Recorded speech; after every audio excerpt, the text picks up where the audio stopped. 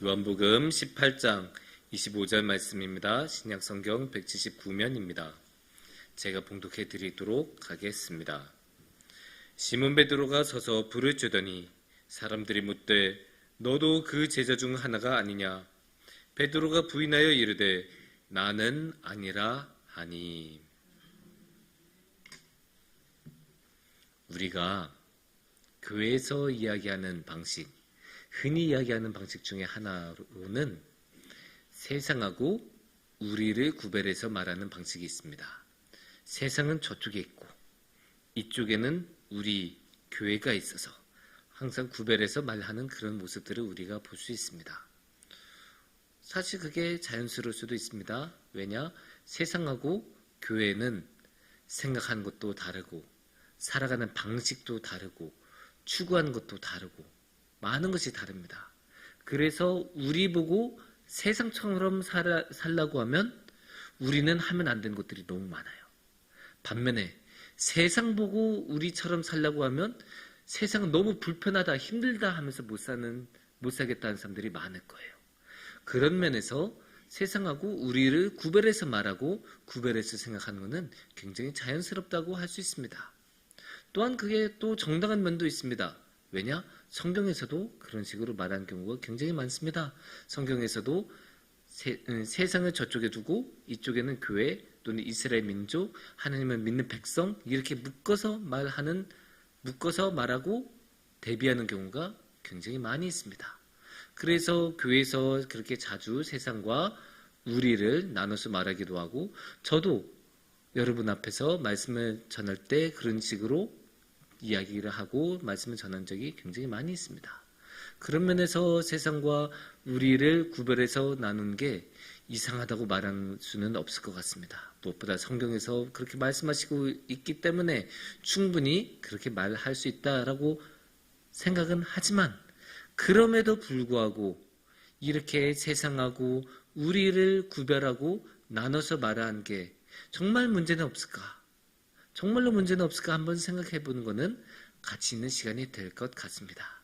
그래서 오늘 이 시간에는 오늘의 말씀을 통해서 세상과 교회를 나눠서 생각하고 말하는 게 문제는 없는지 한번 생각해 보고 나눠보는 시간을 가졌으면 좋겠습니다. 오늘의 말씀은 요한복음 18장 25절입니다. 25절 말씀은 이렇게 말씀하십니다. 시몬 베드로가 서서 불을 쬐더니 사람들이 묻되 너도 그 제자 중 하나가 아니냐? 베드로가 부인하여 이르되 나는 아니라 하니. 이게 굉장히 유명한 이야기의 유명한 단락의 한 부분이죠. 어떤 부분입니까? 이제 예수님이 잡혀가셔서 저기 이제 끌려가셨는데 그 끌려가신 예수님이 걱정이 되니까 뻔발치에서 따라가던 베드로가 따라가서 그 재판정의 그 앞들까지 와 있는 그런 상황입니다. 더 들어갈 길이 안 보여서 그 앞에 이렇게 사람들 모였는데 그냥 같이 앉아 있으면서 불을 쬐고 있는데 그 와중에 갑자기 누가 너도 예수를 믿던 사람 중에 하나 아니었냐? 딱 물어보니까 전 그런 사람 아니에요. 나는 아닙니다. 저 예수 누군지 몰라요. 이렇게 말하는 장면이죠. 여러분 다 어떻게 진행이 되신지 아실 거예요. 이후에 어떻게 진행이 됩니까? 3번 저는 모릅니다 말했다가 꺾여 울면서 슬프 우는 그런 식으로 이야기가 진행되는 게 오늘의 그렇게 진행되는 이야기의 처음 시작이 오늘의 25절 말씀입니다. 굉장히 극적인 이야기죠. 굉장히 극적인 이야기고 베드로의 모습이 너무나 인간적이죠. 자신만만하게 다른 사람들은 다 떠날지라도 저는 남겠습니다 라고 말했던 베드로가 이게 초라하게 한 번도 아니고 3번이나 맹세하면서까지 예수님을 모른다고 말하는 모습을 보면 참 인간이란 게 뭔가 싶기도 하고 마음이 아프기도 하고 가슴 아프기도 하고 또 너무나 극적이어서 많은 사람들이 이것을 가지고 각색하고 이야기로 만들고 연극으로 만들고 그림으로 만들기도 했습니다. 특히 유명한 그림들이 있는데 첫 번째 그림을 우리가 한번 같이 보겠습니다. 이 그림은 렘브란트라는 네덜란드의 아주 뛰어나고 유명한 화가죠. 그 화가가 그린 그림인데 여기 그 빨간색 원 동그라미 안에 있는 그 얼굴, 그분이 베드로예요. 딱 베드로의 시선이 집중이 되게끔 밝게 빛이 딱 비춰졌죠. 그래서 베드로가 딱 있는데 베드로가 좀 어떤 얼굴입니까? 약간 당황한 얼굴이에요. 주위에서 사람들이 막 추궁하니까 저는 몰라요. 이렇게 자기 방어적인 모습을 보이는데 그 베드로 너머로 저 하얀 동그라미에 있는 분이 바로 예수님이에요. 보일 듯 말 듯한 그런 몸발치에서 보고 있는데 누구를 보고 있습니까? 그 얼굴이 앞에 향하고 있지 않죠? 그 걷는 방향으로 향하고 있지 않죠? 베드로를 향하고 있어요. 마치 너가 나를 그렇게 버리느냐 말하는 듯한 얼굴, 그 느낌이 느껴집니다. 이렇게 강렬한 이야기가 담겨 있는 게 오늘의 이 말씀의 이야기이기도 하고, 또 다음 이야기를 한번 볼게요. 다음 그림, 이거는 지거 큐더라는 그 화가가 그린 그림인데 아주 강렬하죠. 무엇이 강조됩니까? 닭이 강조가 되죠. 왜 그랬겠습니까? 베드로가 아니에요 무아지경으로 맹세까지 하면서 부인하다가 갑자기 청천벽력과 같은 벼락 같은 그 닭의 울음소리 들었을 때 좌절하고 눈물을 흘리고 얼마나 그 깨달으면서 힘들어하겠습니까? 그 벼락 같은 그 닭의 울음소리가 너무나 잘 표현된, 그 닭의 울음소리가 생생하게 들리는 것 같은 그런 그림이라고 할 수 있습니다. 이런 식으로 이 베드로가 예수님을 부인하는 이야기는 너무나 유명해서 여러 그림으로 그려지고 여러 차례 다뤄지고 너무나 많은 설교로도 다뤄졌지만, 그래서 할 이야기도 생각할 이야기도 너무나 많은 그런 이야기지만, 오늘의 주제에서는 사실 이 25절 한 구절만 본 것으로도 우리는 충분히 우리의 생각할 것들을 다 생각할 수 있습니다. 여기서 그러면 크게 등장인물이 누가 나옵니까? 첫 번째로는 질문하는 사람이 나오고 두 번째로는 베드로가 나옵니다. 질문하는 사람들은 이렇게 딱 있어서 베드로에게 너도 그 중에 한 사람이 아니었냐 물어보고 있고, 베드로는 아니요 저는 아닙니다 라고 말하는 그런 장면이 우리 25절이었죠. 그러면 여기서 세상은 누구겠습니까? 세상은 당연히 질문하는 사람들이 되겠죠. 근데 여기서 재밌는 게 누가 질문했다라고 나옵니까? 나오기는 나오는데 그 질문하는 사람의 이름이 나옵니까? 아니요, 안 나오죠. 누가 질문했는지 몰라요. 질문한 사람은 있기는 있는데 누가 질문했는지 알 수가 없어요. 이름이 안 나오니까 알 수가 없죠. 그 뜻은 무엇입니까? 어느 누가 질문해도 똑같다는 거예요. 그리고 어느 누구한테서도 그 질문을 우리가 받을 수 있다. 어느 누구도 베드로한테 똑같은 질문을 던질 수 있다. 그러니까 이 질문하는 사람들 안에는 세상 전체가 담겨 있는 거예요. 세상에 누구든 그 자리에 들어갈 수 있으니까 세상이 그 자리에 있는 셈이죠. 그러면 베드로를 통해서 우리는 무엇을 볼 수 있겠습니까? 베드로는 어떤 사람이에요? 제자죠. 예수님을 믿는 사람, 예수님을 따르는 사람, 예수님의 제자가 베드로예요. 그러면 그 뜻은 무엇입니까? 교회가 무엇이에요? 교회는 예수님을 믿고 따르는 사람들의 모임 아닙니까? 그러니까 베드로가 예수님을 믿는 사람이고 교회가 예수님을 믿는 사람이라면 베드로하고 교회가 연결이 되겠죠. 그래서 이 장면에서는 베드로를 통해 교회가 대표가 된다고 할 수 있습니다. 그래서 질문하는 사람들은 세상을, 베드로는 교회를 나타낸다고 우리가 할 수가 있겠습니다.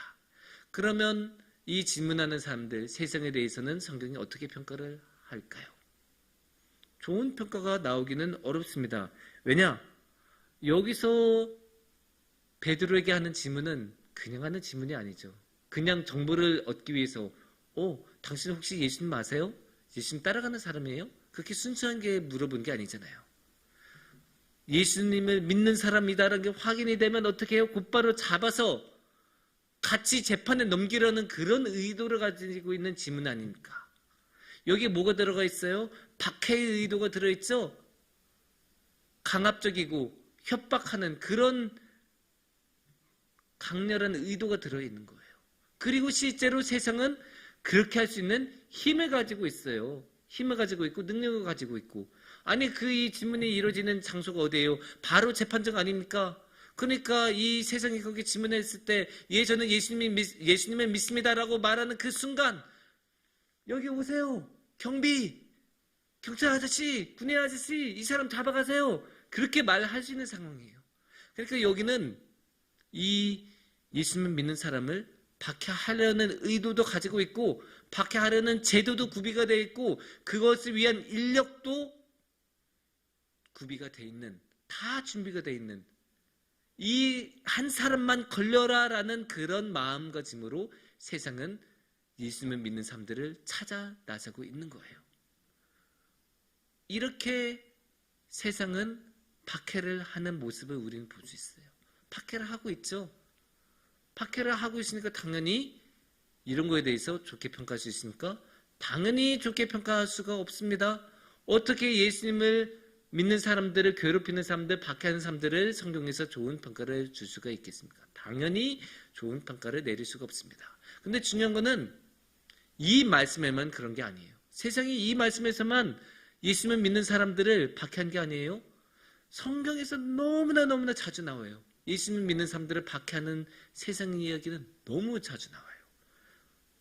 이집트, 블레셋, 가나안 민족, 아수르, 바벨론, 이스라엘 민족들을 얼마나 많이 유린을 합니까? 또 성경에서도 요한복음 9장 같은 데서 예수님을 통해 다시 보게 된 치유를 받은 그 맹인이었던 자들을 어떻게 해요? 기어코 끌고 가서 추궁하고 법정에 세워서 어떻게 된 거냐고 물어보지 않습니까? 그렇게 사람들을 쥐잡듯이 그렇게 잡아요. 세상이 그렇게 해요. 그리고 성경에서는, 특히 신약 성경에서는 대놓고 박해를 한다고 말씀하고 계세요. 어딜까요? 사도행전 8장 1절을 우리가 함께 보겠습니다.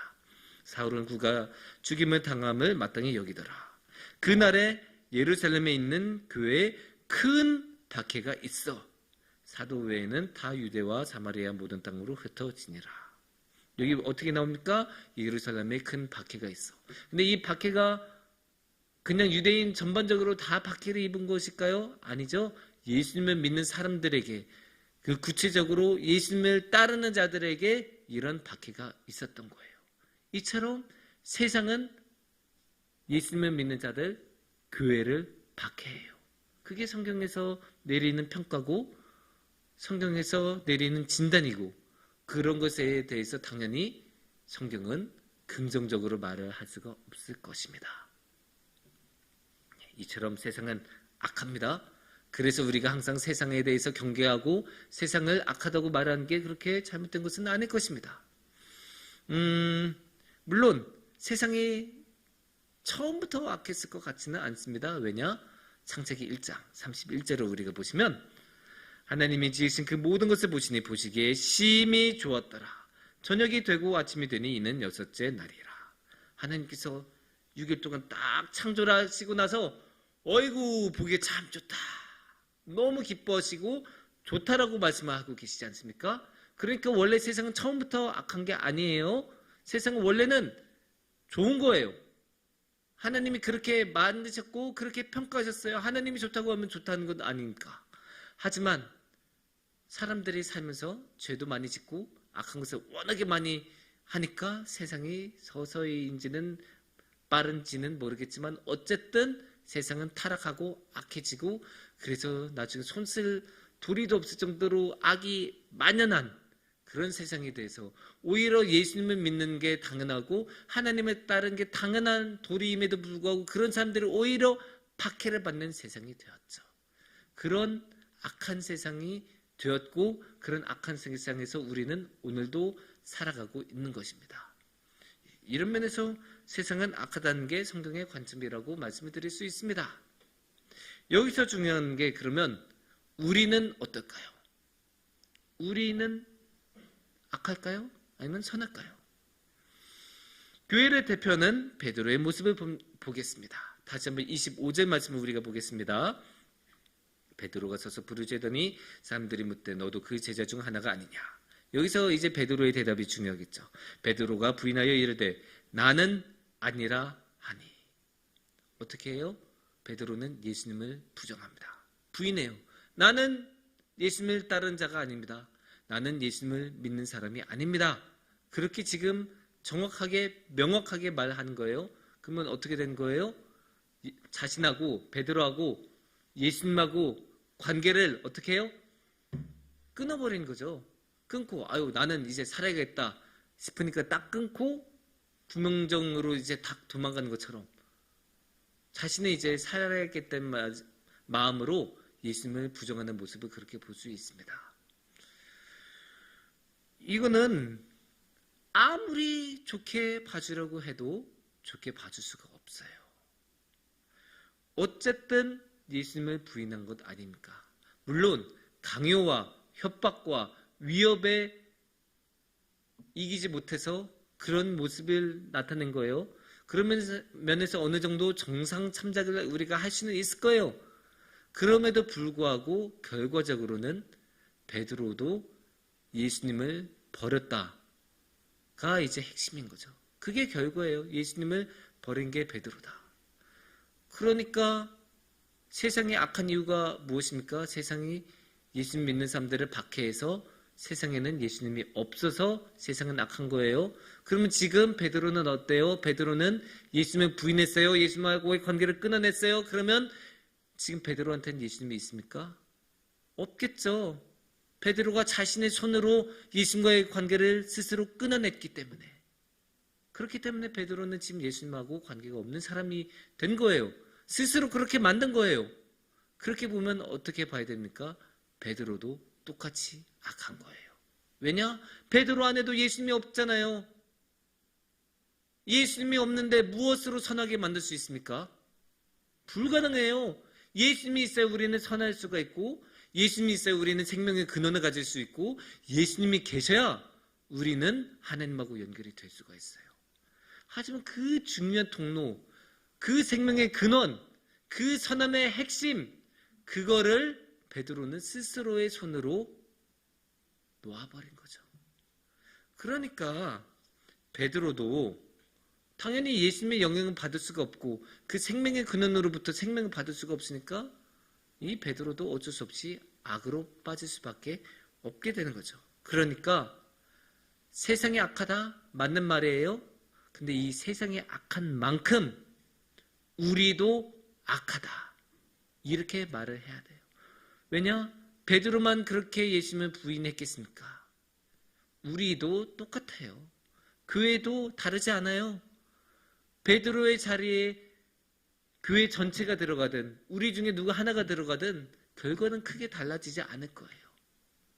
우리는 그만큼 약하고 연약하고 악이 항상 우리 마음속에 들어있는 존재이기 때문에 언제든지 넘어질 수 있고 언제든지 예수님으로부터 멀어질 수 있는 그런 사람들이에요.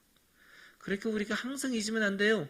세상이 악한 만큼 나도 우리도 교회도 악할 수 있구나. 이게 너무나 중요합니다. 왜냐? 우리는 매일 말로는 죄인이라고 해요.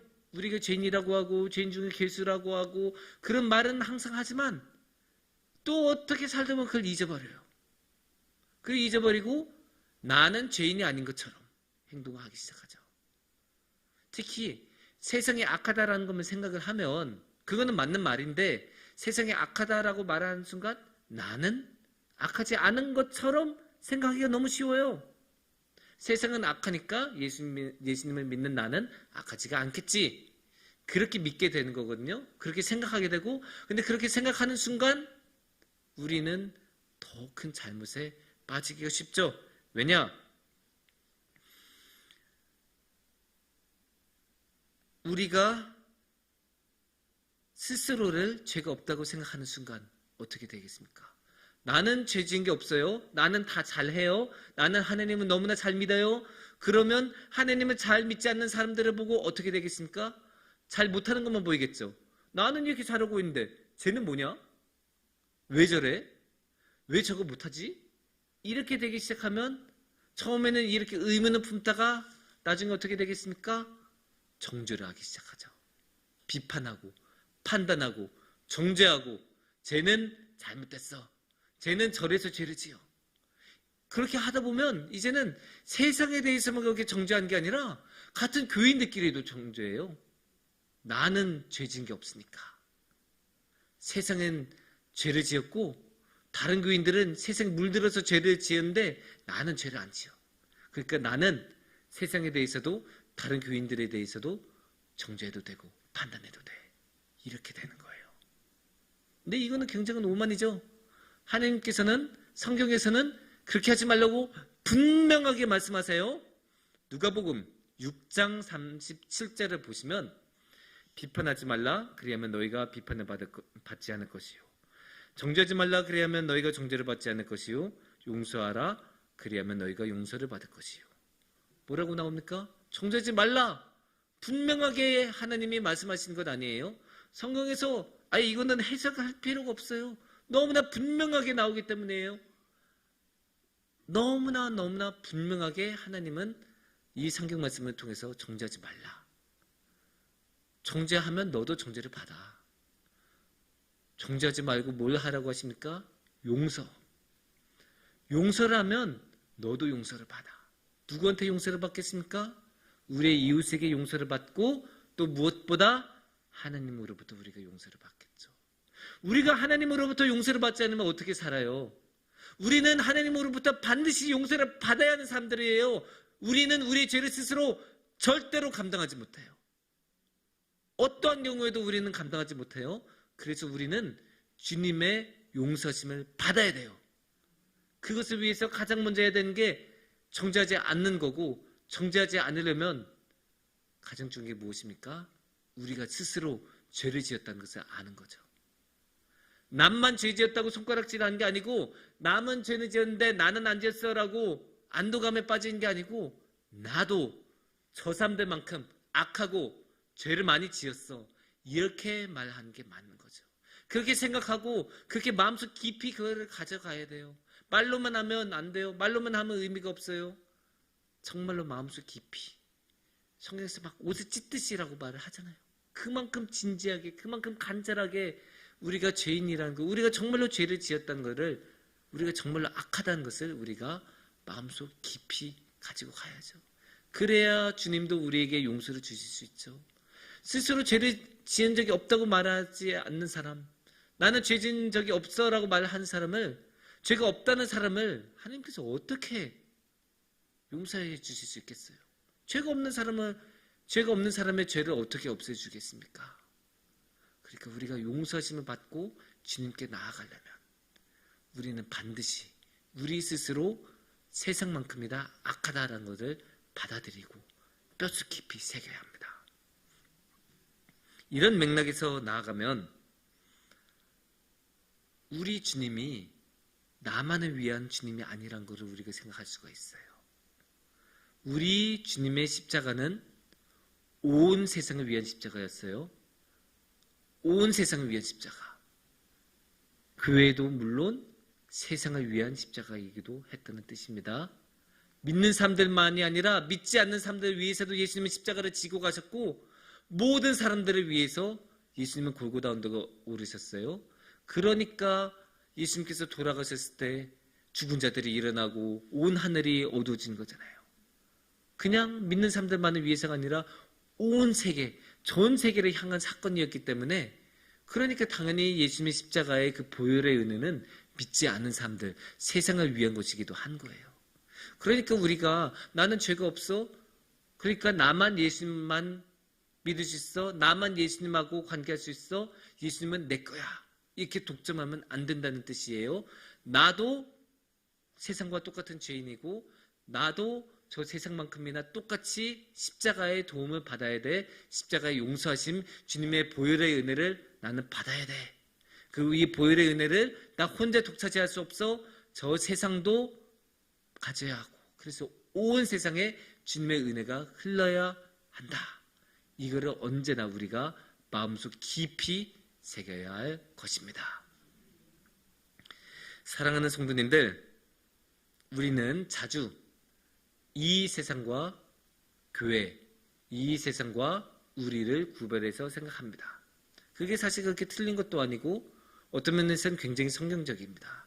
하지만 이것이 정말로 성경적이라면, 그렇게 구별하는 것이 정말로 성경적이라면 저 세상에 악한 것만큼이나 우리도 악하다는 것을 언제나 머릿속에, 마음속에 깊이 새겨놔야 합니다. 그렇게 우리가 깊이 새겨놨을 때 우리는 언제나 우리 죄를 용서해 주시는 주님을 다시 만날 수 있고 이 세상을 위해서 피 흘리신 저 십자가와 함께 할 수 있습니다. 특히 지금은 사순절 기간입니다. 사순절은 주님께서 온 세상을 위해서 십자가를 지셨던 것을 기억하는 절기입니다. 그런 절기인 만큼 우리가 온 세상을 위한 십자가, 주님의 그 십자가를 항상 마음속 깊이 새기고 묵상하면서 나아가는 그러한 한 주가 되기를 축원합니다. 함께 기도드리겠습니다.